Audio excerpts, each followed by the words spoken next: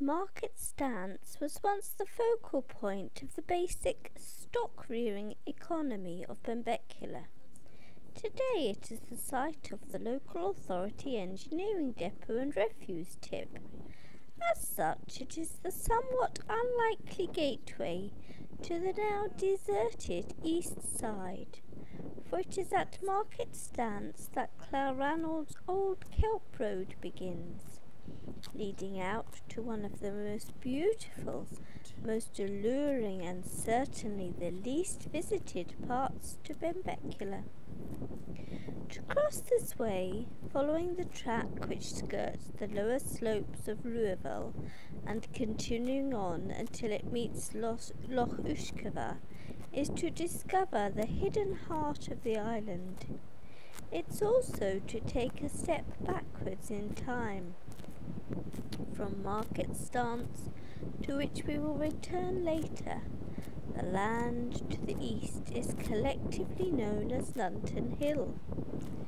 This was the name given to the sheep farm, which once comprised this wild and intricate stretch of rough moorland, but in reality, Lunton Hill comprised several different localities, each with their own individual history, associations and memories, from Hacklet, Ranish and Roshinish, around the south of Flodder, in the north to Meanish, Scarloud and Lidistrom, around the shores of Loch Ushkava to the east and the south. Where the track dips down to skirt the shore of Loch Bar Una, the remains of a chambered cairn can be seen on the summit of the rising ground to the south of the loch. This is the shieling of the One Night, a place of grim association. Much of the cairn has been removed over the centuries, the stones being used in the building of many and various shielings, which are dotted around the area. These were the summer huts to which the womenfolk of the townships to the west would come with the cattle after the lean months of winter. 3 men from Nunton stayed here one night instead of heading further out east, as they had intended. That evening they got round to discussing how pleasant it would be to have some female company, the shieling being within easy walking distance of the dairymaids of Nunton. At this there came a knock to the door. In came 3 women, all strangers.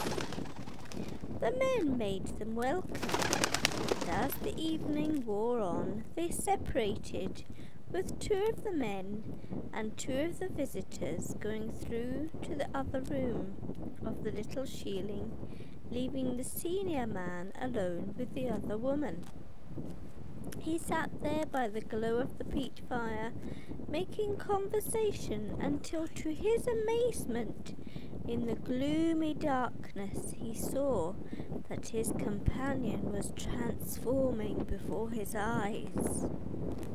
Under the shadow of her shawl, he now saw a hooked and evil beak. In horror, he looked across to the door, into the other room, only to see blood seeping into the earth under the crack. In a panic, he made an excuse to the woman about having to go outside, but she had seen his awareness and would not let him go. At length she agreed that he could go out, but only if she could hold on to his jacket through the crack of the door. As soon as he went out, the man slipped loose of his jacket, pinned it to the crack in the shieling wall with his knife, and took to his heels. After a while, the woman called but got no reply. Out she ran, only to see the man fleeing desperately across the moor. In desperation, the man set his dog to keeping the woman at bay, while he ran for his life back to Nunton. In the safety of his own home, he left milk in a pail for his dutiful dog's return, before going to sleep in exhaustion and shock. In the morning, the dog was found lying dead beside the empty pail, with not a hair left on its body. A search party found the two men where he had left them, lying in their own blood. It was never again used as a shieling.